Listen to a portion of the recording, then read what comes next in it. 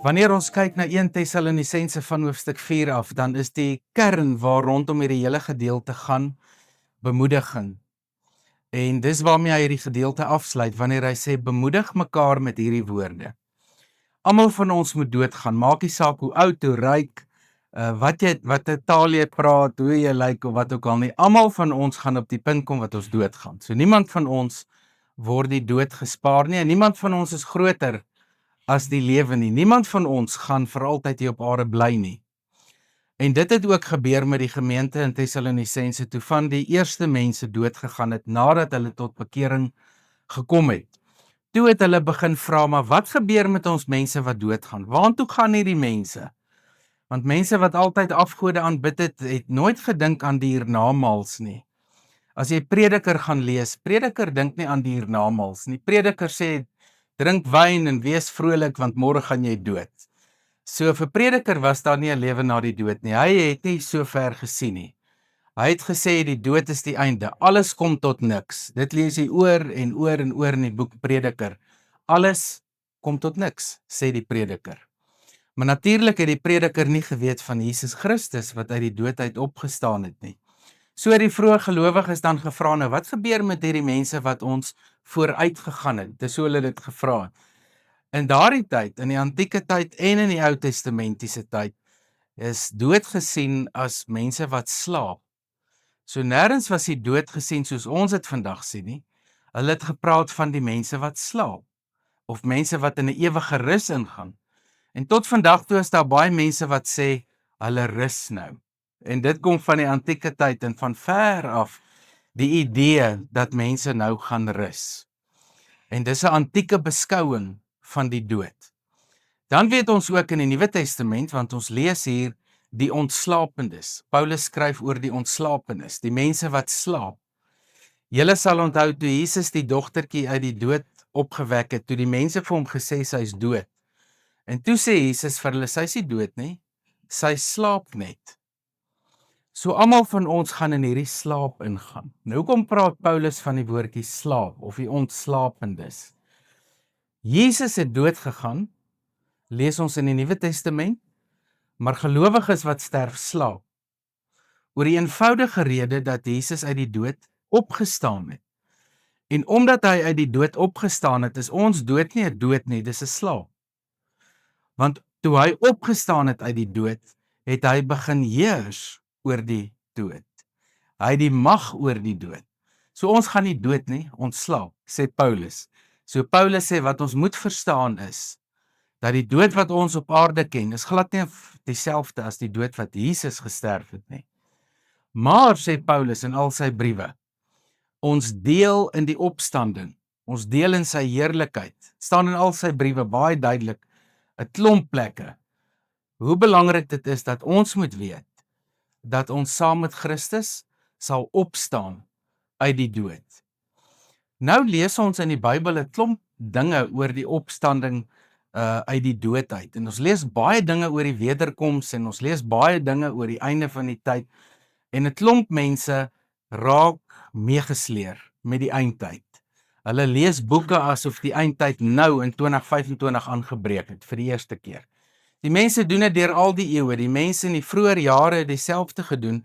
In die jaar 2000 het mense dieselfde gedoen en die mense gaan dit nog aanhou doen tot in alle ewigheid. So mense lees die eindtyd in hulle eie tyd, dan dink hulle dit is nou die eindtyd wat nou plaasvind. Nou moet ons senuweeagtig wees en nou moet daar 'n klomp verskriklike dinge gebeur en ons as gelowiges moet vas staan. Maar ons weet dat die eindtyd gaan ophou met die wederkoms van Jesus. So daar's 'n groot verskil tussen die eindtyd en die wederkoms. En in hierdie gedeelte wil Paulus vir ons beskryf wat by die wederkoms gaan gebeur. So ons lees hier in die eerste verse dat hy dit baie duidelik vir ons sê, ek wil nie hê dat julle onkundig moet wees nie. Ek wil hê dat julle presies moet weet wat met jou gaan gebeur die dag as jy jou oë hier op aarde toemaak. Daar moet by jou geen twyfel wees nie. En Paulus wil hierdie onsekerheid uit die weg ruim. Want ons moet in die eerste plek onthou, dit was die vraag van die Tessalonisense gemeente aan Paulus. Wat gebeur met die mense wat doodgaan. Nou wanneer iemand dit vra in 51 na Christus of 49 na Christus toe die brief geskryf was min of meer, en iemand in 2025 vra dit, dan is dit twee verskillende vrae. Want iemand in 2025 wat vra wat gebeur met my as ek doodgaan, soek 'n ander antwoord as mense wat dit gevra het in Paulus se tyd, want in Paulus se tyd was dit mense wat sopas tot bekering gekom het en hulle het afgode aanbid, en wanneer jy doodgaan as 'n afgodsaanbidder, dan word jy daar gesit met 'n muntstuk op jou oog of wat ook al, en jy word in die brand gesteek, en dan het hulle gesê, ons hoop nou maar die gode is tevrede met hierdie persoon en hulle gaan miskien in die afterlife kan vorentoe gaan. Maar iemand wat dit in 2025 vra, soos ek en jy wat hier sit, wat ingelig is, weet presies wat die Nuwe Testament sê oor Christus se opstanding. Ons weet wat die Nuwe Testament sê oor lewe na die dood. Ons word van kleins af groot met die woorde ewige lewe. Ons word van kleins af groot met die bemoediging dat wanneer ons sterf, ons na Christus toe gaan. En elke keer wanneer ons 'n begrafnis bywoon, word daar vir ons gesê dat die dood nie 'n angel het nie, dat ons nie rou soos ongelowiges nie, maar ons het hoop. So ons rou soos mense wat hoop het. Ons rou nie soos mense wat nie hoop het nie. So ons is nie hooploos nie. Omdat ons hoop het, rou ons op 'n ander manier as mense wat nie vir Christus ken nie. So onkunde oor die lewe na die dood kan 'n baie groot probleem wees, en natuurlik is daar 'n klomp waninterpretasies van die Bybel en 'n klomp mistastings oor 'n klomp goed. Want wanneer ons na die Bybel gaan kyk, dan sien ons min of meer dieselfde lyn wat ons deur die Nuwe Testament kan leer oor die dood en die lewe na die dood. En dan sê hy vir hulle, dan sal julle nie treur soos die mense wat geen hoop het nie. Want wanneer ons weet dat ons eintlik maar net slaap en deur Jesus wakker gemaak word, is dit heeltemal 'n ander uitkyk en wêreldbeeld as wat dit is om te sê hulle is nou dood. Want dood is hard en dood is koud. En wanneer iemand sterf, is dit 'n ontnigtering en 'n verlies en 'n skok en alles wat saam met dit gaan. So die dood op sigself wat ons hier op aarde ervaar, is hard. En Paulus skryf uit 'n pastorale hoek, uit 'n versorgingsbemoedigingsperspektief, en hy wil vir die gemeente sê, weet julle wat, moet julle mooi besef. Christus het gesterf. Ons slaap net en Jesus sal ons wakker maak. As ons na die volgende verse toe gaan, dan sien ons vers 14, en baie mense lees vers 14 mis in 1 Tessalonisense 4 van vers 13 tot 18. Hulle spring baie vinniger na die later verse toe wat gaan oor die kronologie van die wederkoms, maar hulle mis hierdie belangrike versie en wat ons hier leer. Die inhoud van vers 14 is, wanneer Jesus kom, sal hy die mense wat ontslaap het saam met hom terugbring, lees ons in die Grieks. Hy gaan hulle saam hom terugbring.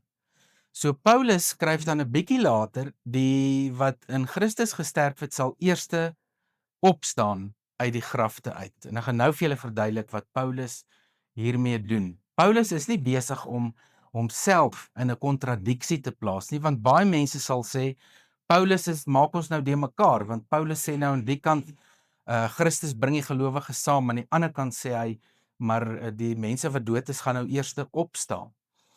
En die eerste plek wat ons hier by Paulus moet leer, is dat wanneer Christus terugkom, dan bring hy iets van ons saam wat baie spesiaal is. En dit is ons menslike siel of ons menslike gees. Want wanneer ons doodgaan, gaan ons innerlike wese, weet ons klaar dadelik, saam met Jesus. Jesus se woorde aan die kruis, dink ek, onderstreep dit en is die duidelikste en helderste hieroor wanneer hy vir die persoon aan die kruis sê, vandag sal jy saam met my in die paradys wees.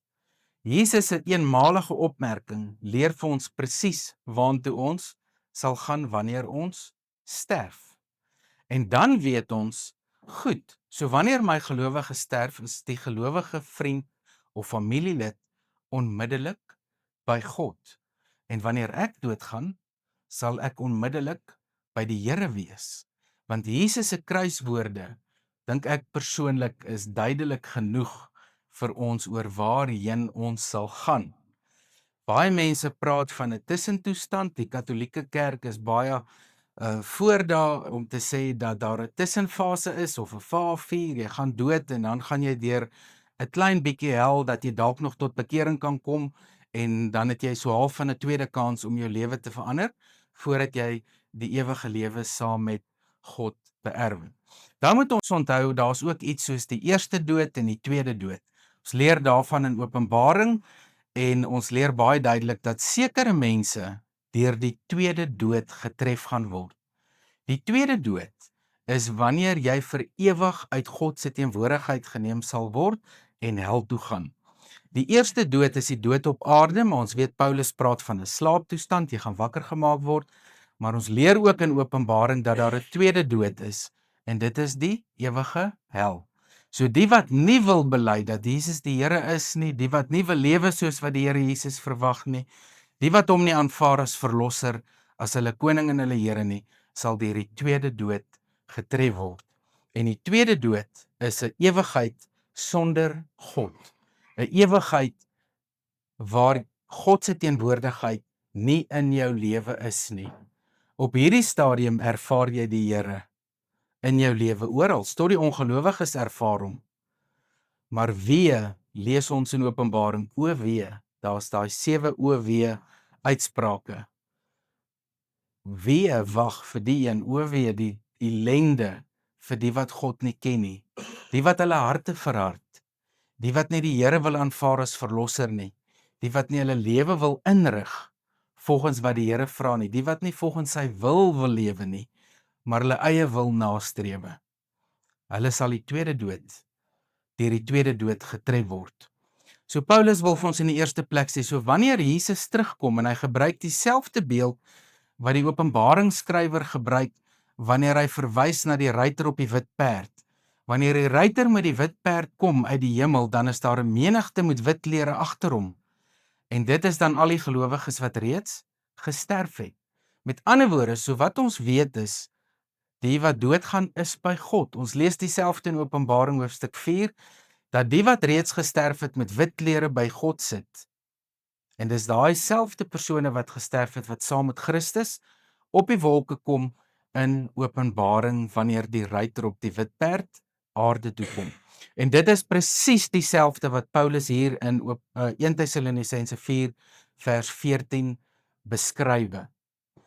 In Johannes 14 vers 19 sê Jesus, julle wat my ken, sal weet ek lewe en julle lewe. In 1 Korintiërs 6 lees ons, is vers 4 of 14, lees ons dat die Heilige Gees ons uit die dood opwek. In Romeine 8 vers 11 lees ons die bekende gedeelte dat dit die Gees van God is wat vir ons die lewe gaan gee. In Efesiërs 1 lees ons, skryf Paulus dat dieselfde krag wat Jesus uit die dood opgewek het, sal ons uit die dood opwek, en dit is die opstandingskrag wat die Heilige Gees bewerk het. En daardie krag is ook in elkeen van ons werksaam. So Paulus wil hulle bemoedig deur te sê dat die mense wat doodgaan, is in hulle innerlike wese klaar by die Here. So hulle gaan saam met hom terugkom by die wederkoms. Nou baie mense vat 1 Tessalonisense 4 en sê dit is 'n rapture teks, 'n wegraping teks gedeelte. Jesus gaan nou kom en 'n klomp mense wegvat. Maar daardie mense verstaan 1 Tessalonisense 4 heeltemal verkeerd. Ek dink jy sou met my saamstem dat wat hier beskryf word 'n publieke geleentheid is waar almal kan sien wat gebeur. Die engel kondig dit aan met 'n trompet en almal gaan weet Jesus kom nou terug. En die wederkoms van Jesus word hier baie duidelik beskryf. Hierdie is nie 'n geheime ontmoeting van Jesus met 'n klomp mense wat net vinnig 'n klomp mense gaan kom haal nie. Paulus beskryf nie hier 'n geslote verskyning van Christus nie. Hy beskryf hier 'n publieke verskyning. Dieselfde wat gebeur het in die antieke tyd wanneer daar 'n koning gearriveer het en mense dit aangekondig was dat die koning daar is deur 'n trompet, sodat almal dit kan weet, en almal wat dan genooi word om te sien die koning is terug, is presies dieselfde beginsel wat Paulus hier gebruik. Almal gaan weet, die koning is nou terug. En hierdie is sy tweede koms. En hier eindig alles dan soos ons dit ken tot en met vandag. Nou moet ons ook in gedagte hou dat die gelowiges in Tessalonisense swaar gekry het. Hulle was vervolg, hulle het swaar gekry, hulle was uitgeskuif deur die gemeenskap, hulle was uitgesluit deur hulle vriendekring, hulle was uitgesluit deur die familie, omdat hulle die Here aanbid. En daarom het hulle swaar gekry. Hulle kon nie meer feeste bywoon nie, hulle kon nie meer verjaarsdagpartytjies bywoon nie, hulle kon nie meer koop op die plekke waar hulle altyd gekoop het nie. Hulle het swaar gekry.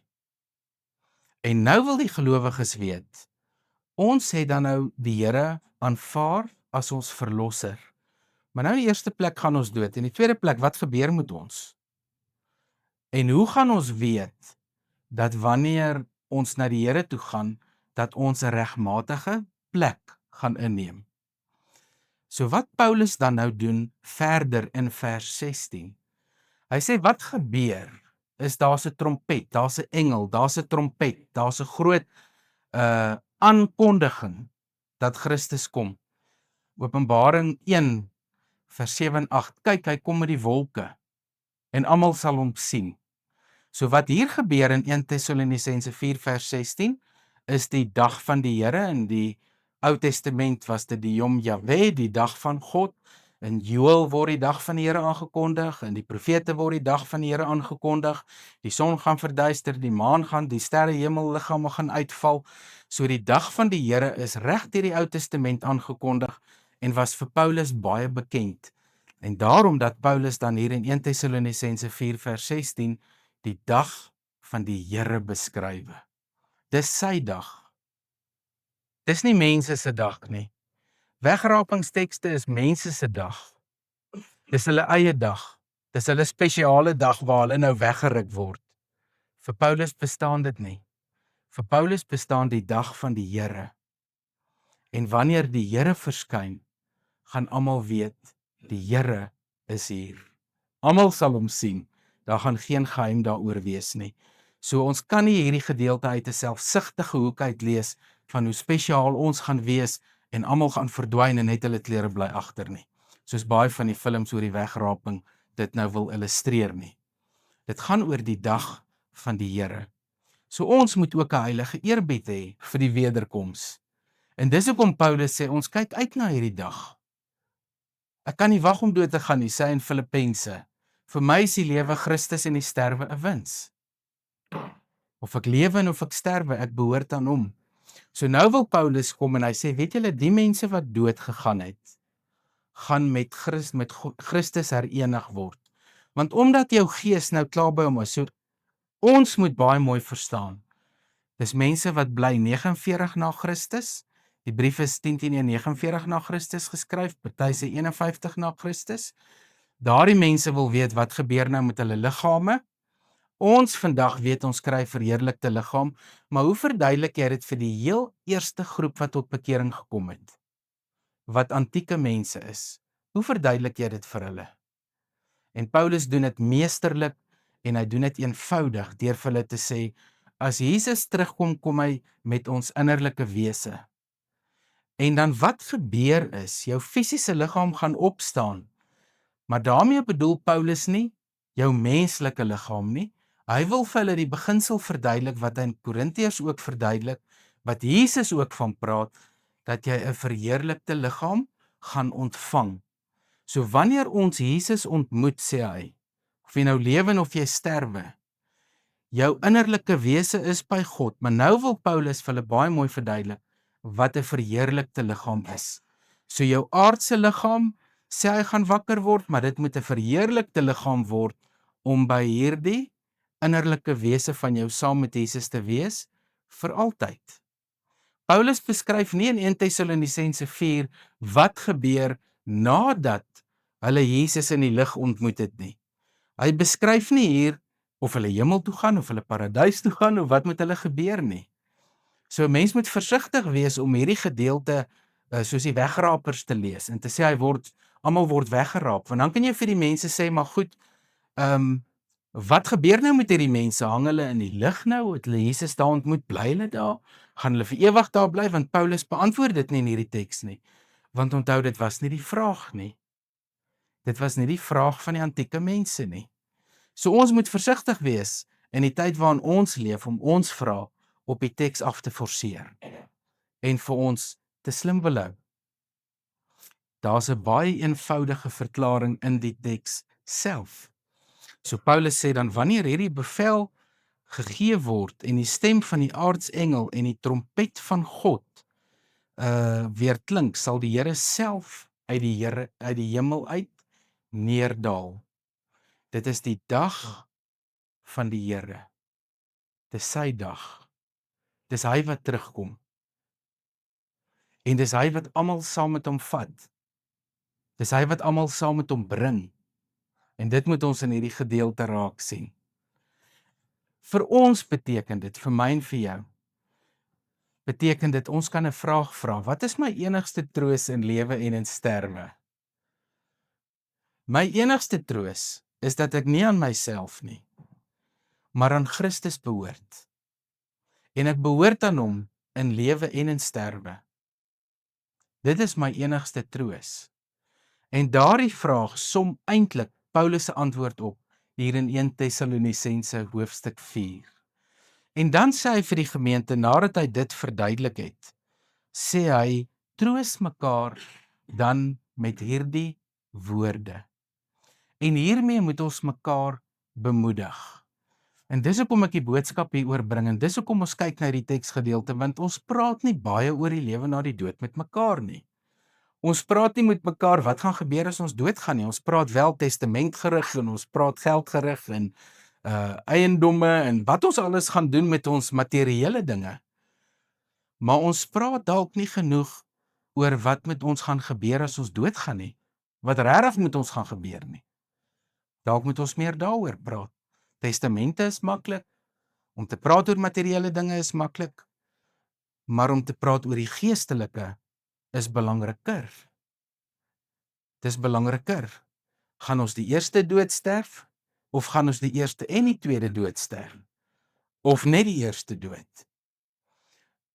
Is ons in ons hart oortuig dat wanneer ons op aarde sterwe, dat ons innerlike wese na die Here toe gaan? Jesus antwoord die klomp mense as hulle vra, wat gebeur met hierdie vrou as sy getrou het met hierdie man en hy gaan dood? En haar broer sy broer kom daar en sy trou met hom en hy gaan dood, en dan die boetie en hy gaan dood, en dan watter een van hierdie gaan nou man in die hemel wees? En Jesus wat dan antwoord en sê, in die hemel werk dit nie so nie. In die hemel gaan jy soos 'n engel wees. Jy gaan verheerlik wees. Gaan jy verheerlik wees? Of gaan jy die tweede dood tref? En dit is belangriker as 'n testament. Dis belangriker as 'n testament. Bemoedig mekaar met die woorde dat die Here Jesus die dood oorwin het. Bemoedig mekaar in alle omstandighede met die feit dat ons saam met Christus gesterwe het en saam met hom uit die dood opstaan. Bemoedig mekaar met die woorde dat ons innerlike wese by God is. Bemoedig mekaar met die woorde dat ons in die hemel glad nie materieel gaan dink nie. Ons gaan glad nie oor die aardse bekommer nie. Ek kry nou die dag 'n boodskap van 'n ontstelde jong vrou wat se man oorlede is aan 'n hartaanval. En sy sê sy wil my net 'n paar vrae vra, en een van die vrae onder andere was, toe sy by haar man aangekom het, was hy reeds dood. Sy het met hom gepraat en sy wil nou weet, kon hy haar hoor? En sy wil weet, kan sy iets sê op aarde wat hom gaan bereik in die hemel? Kan daar iets in die hemel gebeur dat hy iets vir haar sê? En ek het aangeneem die dame is 'n Christen, maar ek was half geskok oor haar vraag. Want wanneer ons op aarde sterf, is ons nie meer hier nie. Ons is nie meer hier nie. Ons is weg. Jesus sê jy is dan of in die hemel of in die hel. Die gelykenis van Lazarus en die ryk man. Lazarus gaan hemel toe, die ryk man is in die hel, onmiddellik. En dan die ryk man die vermetelheid om te sê vir Abraham, stuur vir Lazarus af om my familie te gaan waarsku. Dan sê Jesus, jy kan niemand waarsku nie. Die wie hier is, kan nie kommunikeer met die wat onder is nie. En die wie daar is, kan nie kommunikeer met die wat hierbo is nie. Dis dan verby, vir ewig. Ek het eendag met gelowiges gepraat wat 'n waarsêer gaan sien het, want hulle geliefde is dood en nou wil hulle graag iets nog hoor oor die gelowige en dan gaan sien hulle 'n waarsêer en dan wil hulle nou hoor wat die waarsêer sê. En dan sê die waarsêer nie, hulle is nou dood en hulle het nou vrede en vandat jy nou met hulle praat kan hulle aangaan. Gelowiges doen snaakse goed. Gelowiges doen snaakse goed. Ek het eendag iemand begrawe ook. Op die begrafnis hoor ek dat die familie sê, hulle het 'n waarsêer gaan sien en die waarsêer sê, die familielid is nie kwaad vir hulle nie. En ek moes myself rustig hou, maar ek het 'n wonderlike bekeringspreek gepreek daardie dag. Want God het die laaste sê oor die dood. God het die laaste sê oor die dood. Geen mens, geen waarsêer, geen wie ook al het enige sê oor die dood nie. Slegs God het enige sê en die laaste sê oor die dood. En ons lewe vir ewig saam met hom. En kom ons bemoedig mekaar met die woorde van lewe, van ewige lewe en die oorwinning oor die dood.